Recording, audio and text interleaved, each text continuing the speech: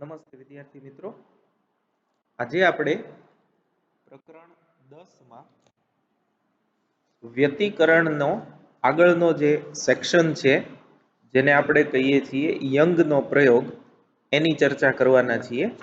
યંગનો પ્રયોગ જે છે એ સૌપ્રથમ વ્યતિકરણની જે પેટર્ન છે કે ભાત છે એને સૌપ્રથમ યંગે પડદા ઉપર મેળવેલી હતી.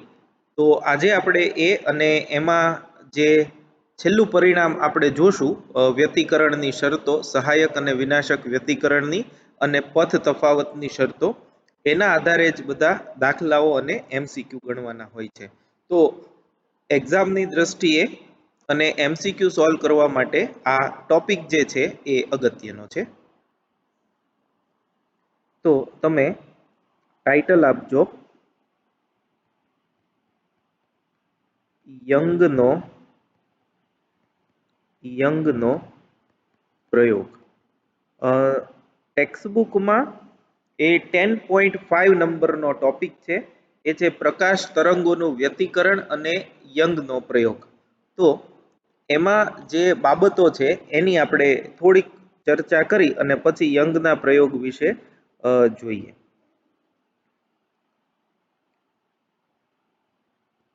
પડદા પર વ્યતિકરણ ભાત એટલે કે ઇન્ટરફિયરન્સ પેટર્ન મેળવવા માટે વ્યતિકરણ સ્થિર હોવું જરૂરી છે અને આવું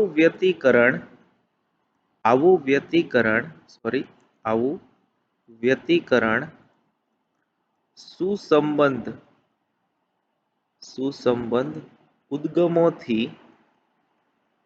ઉદ્ગમોથી મળી શકે છે. સુસંબંધ ઉદ્ગમોથી આવું વ્યતિકરણ મળી શકે છે. હવે સુસંબંધ ઉદ્ગમો કઈ રીતે મેળવવા? હવે આપણો પ્રશ્ન એ છે કે સુસંબંધ ઉદ્ગમોથી રચાતું વ્યતિકરણ આપણે જોઈ શકીએ એવું વ્યતિકરણ હોય. જોઈ શકીએ એવું વ્યતિકરણનો અર્થ શું થયો? તો કે પડદા પર ઝીલી શકાય અને જ્યાં તમને પ્રકાશિત હોય ટપકું ત્યાં પ્રકાશિત દેખાય, પછી અપ્રકાશિત, પ્રકાશિત, અપ્રકાશિત, એટલે કે સહાયક વિનાશક એમ વ્યતિકરણો દેખાતા જાય અને રચાતા જાય. તો આવું વ્યતિકરણ મેળવવું હોય તો શું હોવું જોઈએ? તો આપણે ગયા બે લેક્ચરમાં જે ચર્ચા કરી એના પરથી એવો નિષ્કર્ષ નીકળે કે જો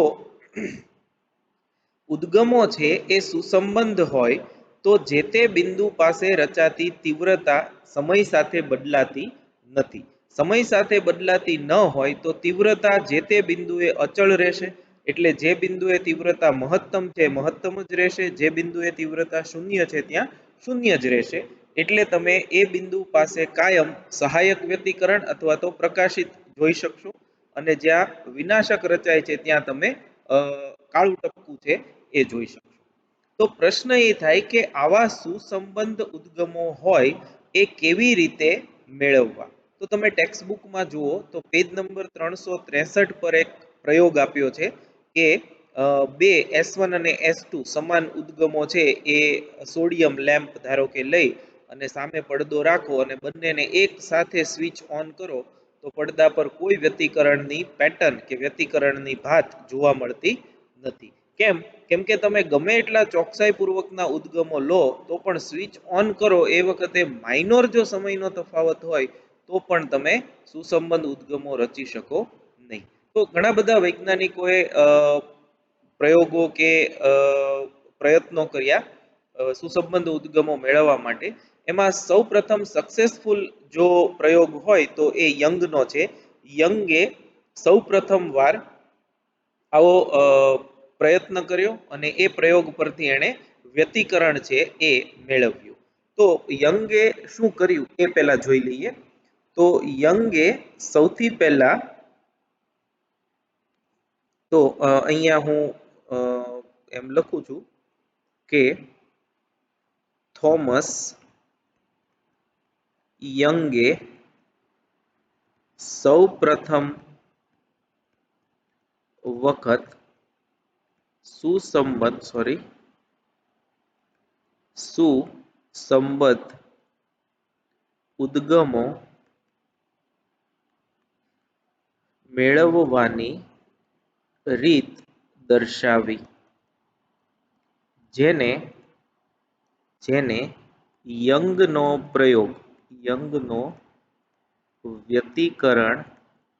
વ્યતિકરણ પ્રયોગ કહે છે. યંગનો વ્યતિકરણ પ્રયોગ કહે છે. તો આ જે છે એ આપણે યંગના પ્રયોગની ચર્ચા કરીએ છીએ. તો હવે આપણું નેક્સ્ટ જે ટાઇટલ છે એ છે યંગના પ્રયોગની ગોઠવણ. યંગના પ્રયોગની ગોઠવણ એણે શું કર્યું એ આપણે જોઈ લઈએ. તો યંગે સૌ પ્રથમ યંગે એક પૂઠું લીધું અને એ પૂઠાની અંદર એક હોલ પાડ્યું. આ જે છે એને આપણે એસ કહીએ. આ જે પૂઠું લીધું એનાથી અમુક અંતરે એવું ને એવું એક બીજું પૂઠું લીધું અને એમાં બે હોલ છે એ પાડ્યા એક સરખા અંતરે અને બહુ ઓછા અંતર હોય બે વચ્ચે એવી રીતે. અને ત્યારબાદ અહીંયા આગળ એક પડદો મૂક્યો. આ જે છે એને આપણે કહેશું પડદો. આ જે રેખા છે એ આમ જાય, આ ત્રિપરિમાણમાં છે એમ તમે સમજજો. એટલે આ જે છે અહીંયા મધ્યસ્થ શલાકા થઈ. તો હવે જે ઉદ્ગમો છે એ આ એક અને આ બીજું, આમાંથી જેવો પ્રકાશ, આ પ્રકાશ ઉદ્ગમ છે. પ્રકાશ ઉદ્ગમ સામાન્ય રીતે અહીંયા આગળ ધારો કે આપણે લેમ્પ રાખ્યો હોય, ધારો કે અહીંયા લેમ્પ મૂકી દીધો, તો એ લેમ્પમાંથી બધા કિરણો છે જુદી જુદી દિશામાં ત્રિપરિમાણમાં જતા હોય, તો એને કોન્સન્ટ્રેટ કરવા, એક નાના વિસ્તાર પૂરતા કેન્દ્રિત કરવા આપણે અહીંયા નાનું હોલ પાડ્યું છે. અને તમે સોર્સ કહી શકો. તો હવે શું થાય, તો કે આમાંથી નીકળતા પ્રકાશના કિરણો એ બિંદુવત ઉદ્ગમ છે એટલે એમાંથી ગોળાકાર ગૌણ તરંગોનું ઉત્સર્જન કરે. એ અહીંયા આવશે. આને આપણે કહી દઈએ S1 અને આને કહી દઈએ S2. અને આ બંને પર જ્યારે આવા તરંગો આપાત થાય ત્યારે અગેન S1 અને S2 બિંદુવત છે એટલે એ બંને ઉદ્ગમોની જેમ વર્તે. આપણે હાઇગેન્સના સિદ્ધાંતમાં એવું જોયું છે કે S1 અને S2 એટલે કે જો બિંદુવત હોય તો એ પોતે ગૌણ ઉદ્ગમ તરીકે વર્તે. એટલે S1 માંથી ગોળાકાર તરંગોનું ઉત્સર્જન થાય અને એવી જ રીતે S2 માંથી ગોળાકાર તરંગોનું ઉત્સર્જન થાય. હવે S1 અને S2 મુખ્યત્વે તો S ના જ બે ભાગો છે. એટલે જે આવૃત્તિ અહીંયા લેમ્પ હોય કે S હોય એની હોય એટલી જ આવૃત્તિ આની હોય. જે અહીંયા છે એટલે S1 અને S2 બંને આઈડેન્ટિકલ સોર્સની જેમ કામ કરે. એટલે એમાંથી જે તરંગો નીકળાય એ જો સંપાતીકરણ અનુભવે તો તમને પડદા પર અહીંયા વ્યતિકરણ ભાત મળે. તો આ જે છે એને આપણે કહેશું વ્યતિકરણ ભાત. તો આને કહેવાય તરંગ અગ્રનું વિભાજન. યંગના પ્રયોગની ગોઠવણ એણે કરી કેવી રીતે, તરંગ અગ્રનું વિભાજન કરી અને એણે વ્યતિકરણ ભાત જે છે એ પડદા પર મેળવી. આમાં તમને કાળો પટ્ટો, પછી પાછો પ્રકાશિત પટ્ટો, પછી પાછો કાળો પટ્ટો, પાછો પ્રકાશિત, પાછો કાળો પટ્ટો, પ્રકાશિત પટ્ટો, એમ તમને પટ્ટાઓ મળશે. આ પટ્ટાઓ જે છે એને આપણે કહેશું શલાકાઓ, ફ્રિન્જીસ. ઇંગ્લિશમાં આપણે એને કહેશું ઇન્ટરફિયરન્સ ફ્રિન્જીસ અથવા તો વ્યતિકરણની શલાકાઓ. આ યાદ રાખજો, આ યંગના પ્રયોગની ગોઠવણ છે. હવે આપણા માટે જે જરૂરી છે એ આમ છે. હવે તમે મારી સાથે આકૃતિ દોરતા જાઓ. આ S1 S2 ને હું અહીંયા દર્શાવું છું. આ આકૃતિ ખાસ યાદ રાખજો. લગભગ તમામ પરીક્ષાઓમાં તમારે આ આકૃતિનું કે એમસીક્યુ હોય તો એમાં આની જરૂર પડશે. આ S1 અને S2 બે ઉદ્ગમો છે અને અહીં આ પડદો છે. સોરી, અહીંયાથી હું એક લાઈન છે એ દોરું.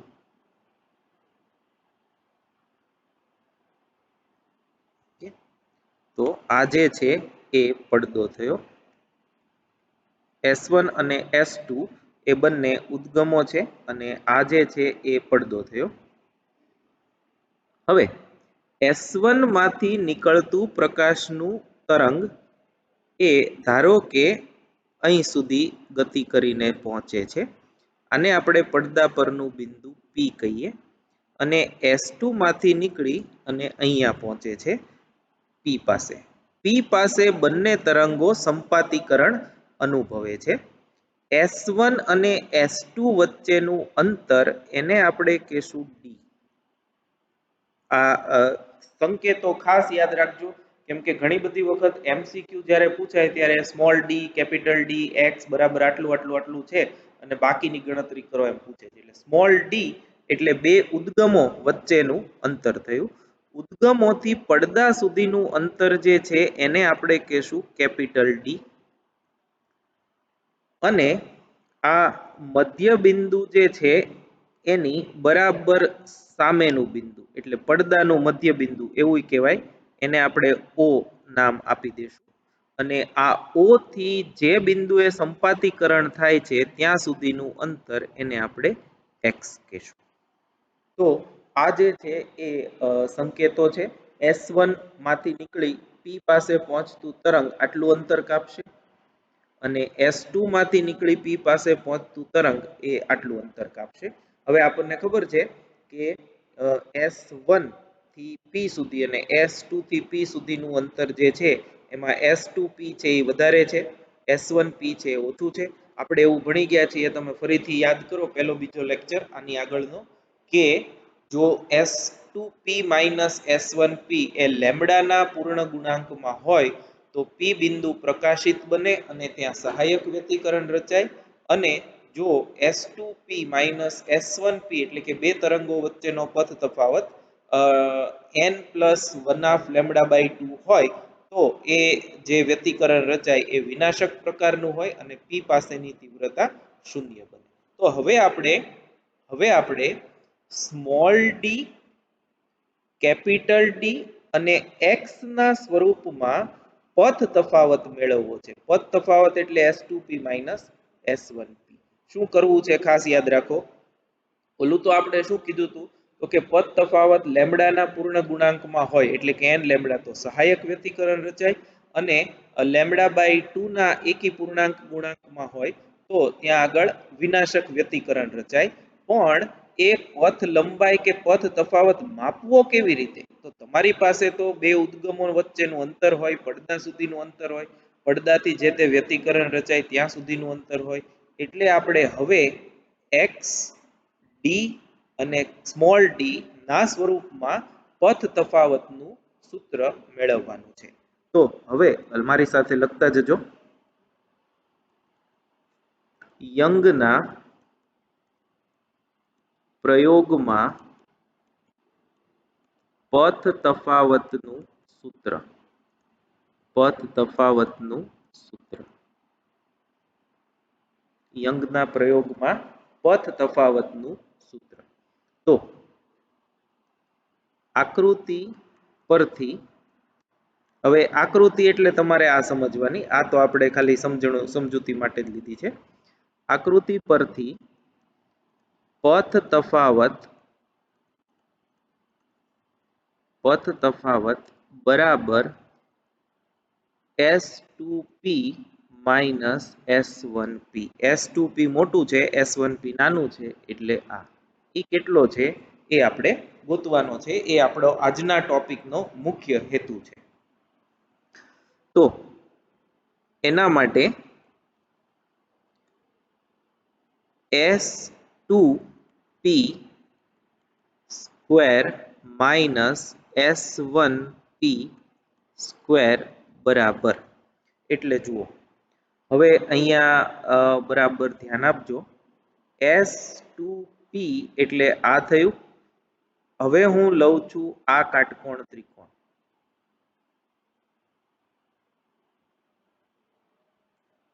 આ કાટકોણ ત્રિકોણ. તો એમાં આ અંતર જે છે એ D, આટલું અંતર x છે, આ તમે જુઓ D છે એટલે આટલું અંતર જે છે એ થશે D/2. તો P થી અહીં સુધીનું અંતર જે છે એ થશે x + D/2. x + D/2 કયું અંતર? P થી અહીં સુધીનું. તો આ કાટકોણ ત્રિકોણમાં આ કર્ણ થયો S2PA એટલે કર્ણ બરાબર એક બાજુનો વર્ગ વત્તા બીજી બાજુનો વર્ગ. તો એ થશે S2P નો વર્ગ એટલે આ કાટકોણ ત્રિકોણમાં કર્ણનો વર્ગ બરાબર D² એટલે આનો વર્ગ વત્તા x + D/2 હોલ સ્ક્વેર. આટલું જે છે એ x + D/2 હોલ સ્ક્વેર થયો માઇનસ. હવે એ જ રીતે S1P માટે, તો S1P માટે આ કાટકોણ ત્રિકોણ લઈએ ધ્યાનમાં, આટલો કાટકોણ ત્રિકોણ. તો એમાં આ અંતર અગેન D/2 થયું. તો આ x આખું છે એમાંથી D/2 માઇનસ કરો એટલું આ થાય x - D/2. તો આ અંતર થયું. આ તો D નું D જ રહેશે, એમાં તો કોઈ ફેર નથી. S2 થી હોય કે S1 થી હોય, આ અંતર જે છે એ D થયું અને આ અંતર જે છે એ x - D/2 થયું અને એ S1P એ આ કાટકોણ ત્રિકોણનો કર્ણ થયો. તો બરાબર માઇનસ D² પ્લસ આનો વર્ગ એટલે x - D/2 હોલ સ્ક્વેર. બરાબર છે.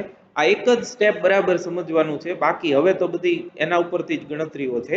એટલે એક કાટકોણ ત્રિકોણ S1P અને અહીંયા જે બિંદુ છે આટલો થયો અને બીજો કાટકોણ ત્રિકોણ S2P માટે આ થયો. એક માટે આ બાજુ જે છે એ x + D/2 થાય અને એક માટે આ બાજુ જે છે એ x - D/2 થાય. તો હવે આની આપણે ગણતરી કરીએ, સાદુરૂપ આપીએ. બરાબર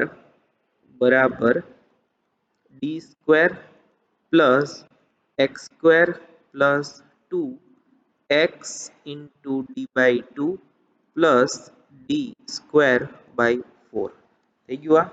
આનું ખાલી ગણતરી કરી. હવે અહીંયા માઇનસ છે એટલે હું અહીંયા માઇનસ લખીશ. -D² minus x² minus minus plus 2x * D/2 minus D²/4. તમે આનું સાદુરૂપ આપી કૌંસ છોડી નાખો માઇનસ ગુણીને તો આમ થશે. તો હવે અહીં D² x² plus D²x² minus cancel, D²/4 plus D²/4 minus એ કેન્સલ અને તમે 2xD/2 એટલે અહીંયા 2 અને 2 કેન્સલ. તો એક xD અહીંયા વધશે, આ એક xD અને બીજું xD જે છે એ અહીંયા વધશે. તો આ થશે therefore S2P square minus S1P square બરાબર XD અને XD એટલે 2 * XD. તો આ એનું સાદુરૂપ થયું.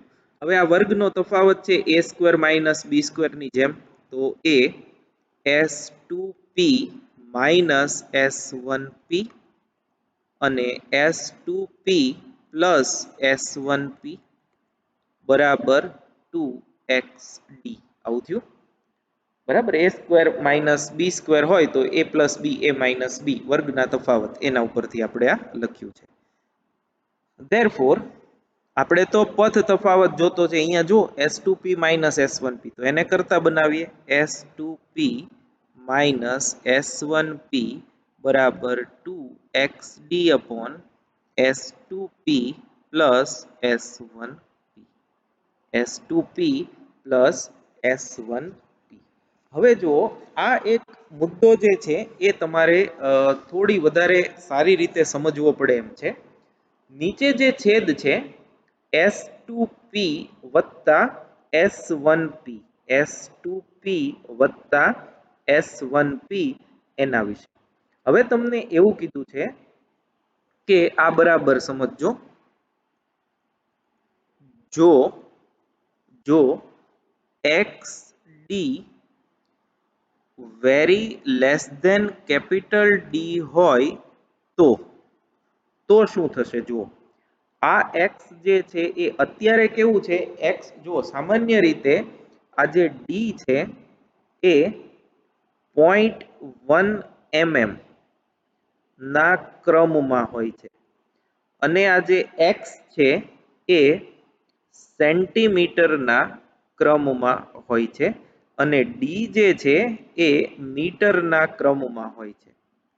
એટલે તમે જુઓ, આ અમુક મિલીમીટર, આ અમુક સેન્ટીમીટર અને આ મીટર, એટલે લગભગ આ બંને x અને d જે છે એ કેપિટલ D કરતા તો ખૂબ જ નાના હોય જ છે. એટલે આપણે એવા સંજોગોમાં S2P, આ આકૃતિ જે છે એમાં હકીકતમાં આમ થશે. તમે અત્યારે આપણે આ અંતર ખૂબ મોટું લાગી રહ્યું છે કેમ કે તો જ આકૃતિ તમને વધારે સારી રીતે સમજાય. જો મેં એમ ન દોર્યું હોય તો તમને ગણતરી કરવામાં પણ તકલીફ પડે. પણ હકીકતમાં આ ખૂબ નાનું અંતર છે, આ ખૂબ નાનું છે, એના પ્રમાણમાં આ બહુ મોટું છે. તો જુઓ, આ બંને, જો એક જસ્ટ તમને એક દોરીને બતાવું જેથી કરીને તમને થોડુંક એનો આઈડિયા આવે. અહીંયા દોરું છું હું. S1 S2 આમ છે અને આ અહીંયા છે. તો તમે હવે જો જુઓ, આમ થાય. તો હવે તમે આ અંતર માપો, કે આ અંતર માપો, એ લગભગ જે છે એ d જેટલું જ થશે. કેમ? હજી તો અમે અહીંયા લીધું છે. આ ધારો કે તમે 1 લ્યો અને આમ 10 લ્યો અહીં સુધી, તો તમને ખબર પડે કે આ કેટલું મોટું થશે. તો S અહીંયા P હોય તો S1P nearly equal to S2P nearly equal to D થશે. તો આ D થશે અને આ પણ D થશે, તો લગભગ એને 2D એવું લખી શકાય. સમજાણું તમને બરોબર? ફરીવાર જુઓ, આ શું કહેવા માંગે છે. એક જ પોઈન્ટ થોડોક કોમ્પ્લિકેટેડ છે, જે સમજવો પડે એમ છે કે S1 S2 એટલે આ અંતર અને આ અંતર x, આટલું અંતર x છે. જો આ બંને ખૂબ નાના હોય d કરતા, તો તમે S1P અને S2P લગભગ સરખા લઈ શકો અને એ કેટલા થશે? પડદાના અંતર સુધીના. તો જો આમ હોય તો S1P nearly equal to S2P લઈ શકાય અને ઉપરોક્ત સમીકરણમાં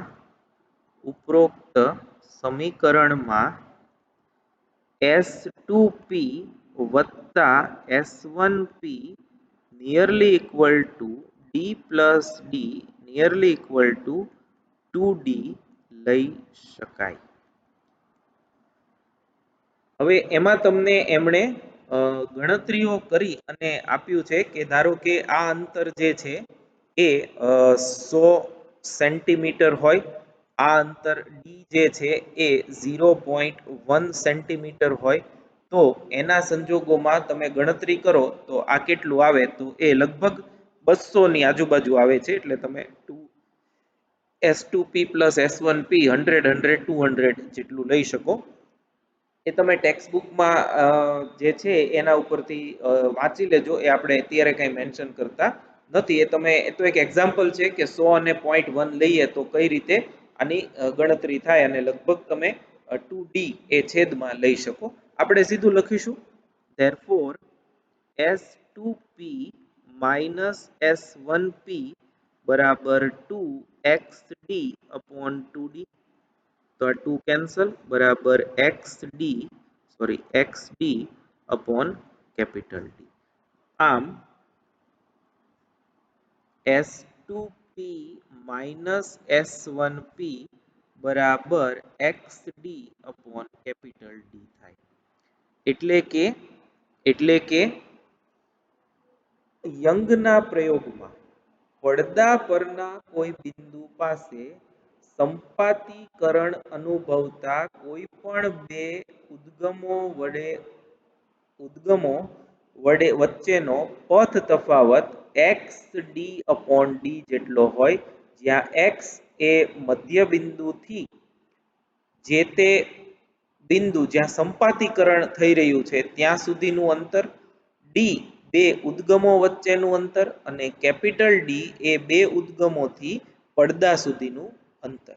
તો આ ફોર્મ્યુલા જે છે એ મોસ્ટ ઇમ્પોર્ટન્ટ 2 માર્કમાં તમને પૂછી શકે. યંગના પ્રયોગની રેખાકૃતિ આને કહેવાય. યંગના પ્રયોગની રેખાકૃતિ દોરી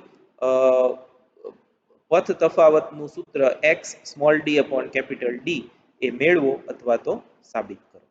હવે આના આધારે આપણે વ્યતિકરણની શરતો લખીએ. તો હવે આના આધારે વ્યતિકરણની શરતો.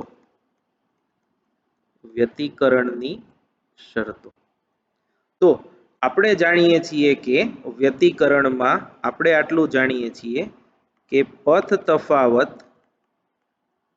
બરાબર n લેમ્બડા, તો ત્યાં સહાયક વ્યતિકરણ રચાય,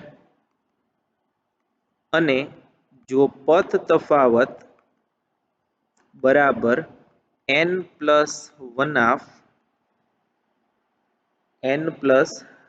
હાફ લેમ્બડા,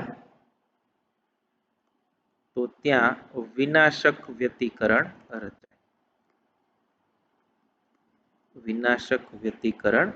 રચાય. તો આ જે છે એ આપણી વ્યતિકરણની શરતો છે. હવે આના આધારે આપણને ખબર પડી ગઈ કે યંગનો પ્રયોગ હોય કે એને રિલેટેડ દાખલાઓ હોય તો આ જે પથ તફાવતનું મૂલ્ય છે એ XD અપોન કેપિટલ D જેટલું હોય છે. તો જો XD અપોન કેપિટલ D બરાબર n લેમ્બડા હોય તો પડદા પરના તે બિંદુએ સહાયક વ્યતિકરણ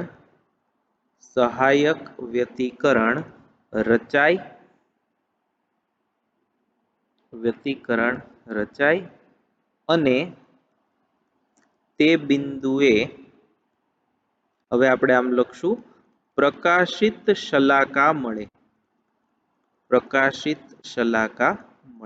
શલાકા માટે તમે ટેક્સ્ટ બુકમાં આકૃતિ 10.13 જોજો એટલે તમને આઈડિયા આવે.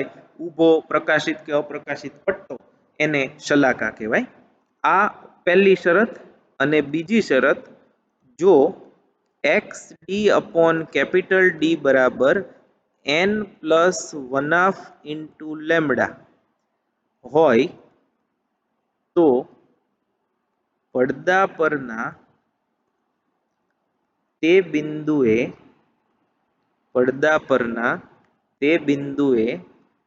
વિનાશક વ્યતિકરણ રચાય અને તે બિંદુએ અપ્રકાશિત શલાકા મળે.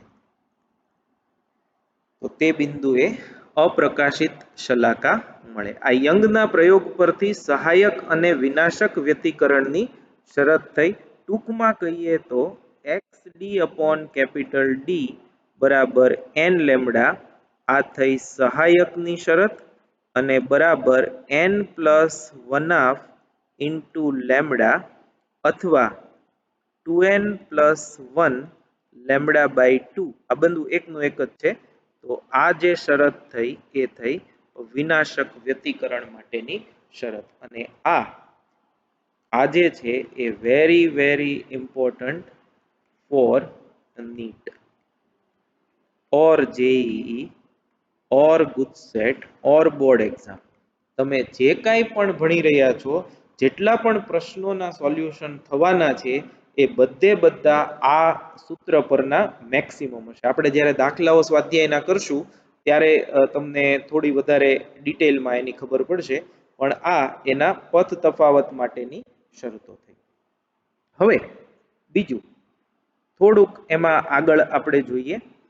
ધારો કે આ તમારો પડદાનો વ્યૂ પોઈન્ટ છે, આ પડદો છે, તો અહીં ધારો કે તમને પ્રકાશિત શલાકા મળે છે, તો નેક્સ્ટ જે અહીંયા મળશે એ અપ્રકાશિત શલાકા મળશે. પછી પાછી અહીંયા આગળ પ્રકાશિત મળી વચ્ચે, આ અપ્રકાશિત મળી, ફરી પાછી વચ્ચે પ્રકાશિત મળી, ફરી પાછી અપ્રકાશિત મળી, આમ થયું. અહીંયા પાછી પ્રકાશિત અને અપ્રકાશિત. તો તમને પડદા પર આવું દેખાશે. ફરીથી કહું, વધારે સરસ તમને 10.13 આકૃતિમાં એ દર્શાવી છે. તો ધારો કે આ પહેલી પ્રકાશિત છે, આ બીજી પ્રકાશિત, આ ત્રીજી પ્રકાશિત અને આ ચોથી પ્રકાશિત.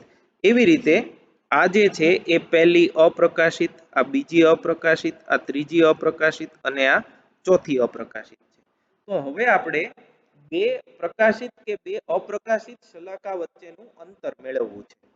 તો હું પ્રકાશિત માટેની ગણતરી તમને સમજાવું છું. અપ્રકાશિત વાળી ગણતરી તમારે શક્ય હોય તો જાતે કરજો. મટીરિયલમાં તમને આપ્યું જ છે, પણ એ નહીં વિચારી અને તમે તમારી જાતે મેળવવા પ્રયત્ન કરજો. તો આપણે એમ લખીએ, પડદા પર n માં ક્રમની, આ કેમ અહીંયા પહેલી, બીજી, ત્રીજી, ચોથી લખી છે, n માં ક્રમની પ્રકાશિત શલાકાનું મધ્યસ્થ શલાકાથી અંતર xn હોય તો પ્રકાશિત માટે xn d/D બરાબર n લેમ્બડા એમ થશે. અને આપણે પરિણામ નંબર 1 કહીએ. તો એના પછી આવતી શલાકા એટલે n+1મી શલાકા, પહેલી હોય તો બીજી, બીજી હોય તો ત્રીજી, ત્રીજી હોય તો ચોથી. તો તમને આ અંતર મળે બે શલાકા વચ્ચેનું. તો આપણે એમ લખીએ, પડદા પર n+1 માં ક્રમની પ્રકાશિત શલાકા એટલે ક્રમિક પ્રકાશિત એમ કહેવાય, પ્રકાશિત શલાકાનું મધ્યસ્થ શલાકાથી અંતર xn+1 હોય તો xn+1 d/D બરાબર n ની બદલે n+1 લેમ્બડા એ આવશે. પરિણામ નંબર 2. હવે 2 - 1 કરતા xn+1 d/D minus xn d/D બરાબર n+1 into lambda minus n lambda. So therefore xn+1 minus xn d/D common બરાબર આ કૌંસ છોડી નાખીએ, n lambda plus lambda minus n lambda. તો n lambda plus minus cancel થયું. તો therefore xn+1 minus xn બરાબર લેમ્બડા into D/d. આ જે છે આ એ તમે જુઓ xn+1, ધારો કે આ 11મી હોય તો આ 10મી માટે થાય, 9 હોય તો 8 માટે થાય, 7 હોય તો 6 માટે થાય. તો આ બે અનુક્રમે આવતી પ્રકાશિત શલાકાઓ વચ્ચેનું અંતર થયું. અને આને આપણે કહીએ છીએ બીટા. એટલે therefore આના ઉપરથી બીટા બરાબર lambda into capital D by small D. આ બે અનુક્રમે આવતી શલાકાઓ વચ્ચેનું અંતર થયું અને એ મોસ્ટ ઇમ્પોર્ટન્ટ સેકન્ડ નંબરનું ઇક્વેશન છે. પહેલું આપણું x D upon capital D એ પથ તફાવતનું સૂત્ર અને બે ક્રમિક શલાકા વચ્ચેનું સૂત્ર આ થયું. હવે તમે પ્રકાશિતના બદલે અપ્રકાશિત લો તો અહીંયા n plus one half lambda આવશે અને n plus one half lambda આવશે એ n પ્લસ વન માટે. એમાં બાદબાકી લઈ ગણતરી કરો, થોડુંક અહીંયા સ્ટેપ જે છે એ લાંબા થશે પણ આન્સર એમાં પણ અહીંયા લેમ્બડા જ આવશે એટલે એમાં પણ beta lambda D upon capital D આવશે. એટલે આપણે એવું લખીએ છીએ કે શલાકાની પહોળાઈ દરેક શલાકાની પહોળાઈ વ્યતિકરણમાં સમાન જ મળે છે, પછી અપ્રકાશિત હોય કે પ્રકાશિત હોય. આની જેટલી પહોળાઈ છે, આ જેટલી પહોળાઈ છે એટલી જ પહોળાઈ આની મળશે. એટલે પ્રકાશિત હોય કે અપ્રકાશિત બંને માટે પહોળાઈ સમાન મળે અને એ lambda capital D upon small D જેટલું હોય, જે આ સૂત્ર વડે આપી શકાય છે. તો આટલું જે છે એ આપણે એની સમજૂતી જોઈ અને છેલ્લે જે 366 નંબરના પેજ પર એક આલેખ આપ્યો છે એ આલેખ એ જ્યારે આપણે મટીરિયલ હમણાં હું તમને કરાવું છું એ વખતે હું સમજાવું છું કે કેમ એવો આલેખ આવે છે. તો મટીરિયલમાં જ્યાં આ ટોપિક આપ્યો છે આમાં પણ યંગનો પ્રયોગ ઘણો લાંબો છે, એના મેં ભાગ પાડી અને બે માર્કના પ્રશ્નમાં પૂછાય તો કઈ રીતે તમારે લખવાનું હોય એ મેં મટીરિયલમાં આપ્યું છે. એ હવે આપણે સહેજ જોઈ લઈએ. તો જુઓ, આપણે છેલ્લે આ જોયું હતું સુસંબંધ અને અસુસંબંધ ઉદ્ગમ કોને કહે છે એ આપણે કરી નાખ્યું છે. પછી એક બહુ સાદો મેં તમને શરૂઆતમાં જ કીધું એ પ્રમાણે શા માટે બે સોડિયમ લેમ્પનો ઉપયોગ કરી સ્થિર વ્યતિકરણ મેળવી શકાતું નથી. તો બે ઉદ્ગમો S1 અને S2 હોય તો એમાં ત્વરિત કળા તફાવત અનુભવતા હોય, ભલે આટલા નાના હોય તોય તે. એટલે કોઈ ચોક્કસ કળા સંબંધ જળવાય નહીં અને એટલા માટે બંને અસુસંબંધ હોય. એટલે તમને વ્યતિકરણ નહીં મળે પણ પરિણામી તીવ્રતા વધશે, જે આપણે ગયા વખતે જોયું હતું એ મુજબ. તો યંગનો પ્રયોગ જે છે એમાં એણે શું કર્યું તો કે આ ઉદ્ગમ છે એમાંથી આ એક સ્લિટ બનાવી, અને સ્લિટ એટલે બારી અથવા તો તમે ટપકું રાખવું હોય તો ટપકું રાખી શકો. પછી અહીંયા બે ટપકા રાખ્યા અને પછી અહીંયા આગળ એને પડદો મૂક્યો તો પડદા પર વ્યતિકરણ ભાત જોવા મળી. એ યંગના પ્રયોગની ગોઠવણ છે.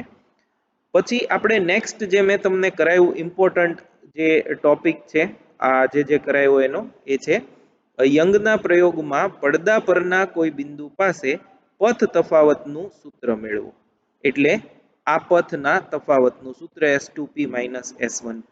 તો અહીંયા ગણતરી આપી છે આ બધી, આ તમે જોઈ લેજો. થોડુંક મેં વિસ્તારપૂર્વક આપ્યું છે ટેક્સ્ટ બુક કરતા. અહીંયા ખાસ સમીકરણ 1 માં જો આ શરતનું પાલન થાય તો આના બદલે તમે 2D લઈ શકો, અને એ કેવી રીતે થાય અહીંયા સમજૂતી આપી છે ટેક્સ્ટ બુકમાં છે, એટલે તમે એ પરીક્ષામાં નહીં લખો તો પણ ચાલશે. અને એ ત્રુટી લગભગ 0.005% મળે છે, એ એક તમે લખજો પરીક્ષામાં. તો આ જે છે એ XD upon D એ બંનેના પદ તફાવતનું સૂત્ર. આ તમને 2 માર્કમાં પૂછવું હોય તો પૂછી શકે છે. અને એના પરથી સહાયક અને વિનાશક વ્યતિકરણની શરતો યંગના પ્રયોગ પરથી, તો n લેમ્બડા હોય તો સહાયક આ, અને n+1/2 લેમ્બડા હોય તો ત્યાં વિનાશક વ્યતિકરણ રચાય, બિંદુ પ્રકાશિત કે અપ્રકાશિત બને. આ મેં તમને ઉપર કરાયું એનું એ છે. અને આ ઇમ્પોર્ટન્ટ છે, આ ઇમ્પોર્ટન્ટ અને આ ઇમ્પોર્ટન્ટ. મેં 2 પ્રશ્નોમાં તમને સમજાવ્યું છે. યંગના પ્રયોગમાં બે ક્રમિક પ્રકાશિત શલાકા વચ્ચેનું અંતર અને અપ્રકાશિત શલાકા વચ્ચેનું અંતર. મેં તમને કીધું છે એમ જો તમે જાતે કરો અપ્રકાશિત માટે તો વધારે સારું. x જે છે એ n લેમ્બડા બાય ડી થયું અને xn માટે આમ થયું, n+1 માટે આમ થાય. તો બીટા જે છે એ ગણતરી કરો તો લેમ્બડા ડી બાય ડી થશે, અને એક્ઝેક્ટ સેમ એ આના માટે પણ આવું થાય. જે અપ્રકાશિત શલાકા છે એના માટે ખાલી સૂત્ર બદલાશે, બાકી બધું એનું એ જ થશે. અને આ એક મેં તમને કીધું એમ વ્યતિકરણમાં તીવ્રતા વિરુદ્ધ પથ તફાવતનો આલેખ સમજાવો. તો તમે જોઈ શકો છો એમ તીવ્રતા જે છે એ કોસ વિધેય પર આધાર રાખે છે. તો જો હું તીવ્રતા વિરુદ્ધ પડદા પરનું અંતર, અહીંયા તીવ્રતા I છે અને અહીંયા શલાકાનું પડદાથી અંતર, એટલે અહીંયા હું ટૂંકમાં આકૃતિ દોરું છું. આ બરાબર વચ્ચેનું બિંદુ O છે એ આ છે અને પછી તમે ઉપર જાઓ કે નીચે જાઓ, ઉપર જાઓ તો આપણે આ લેશું, નીચે આવો તો આ લેશું. એટલે અહીંયા આને આપણે x કીધું હતું, અહીંયા ધારો કે આમ હોય તો આને થીટા પણ કહેવાય. તો આ x અથવા તો થીટા. તો આ આલેખ જે છે એ cos વિધેય મુજબ cos સ્ક્વેર વિધેય મુજબ બદલાય. તો cos સ્ક્વેર નો આલેખ જે છે તમે ભણી ગયા છો એ આવો હશે.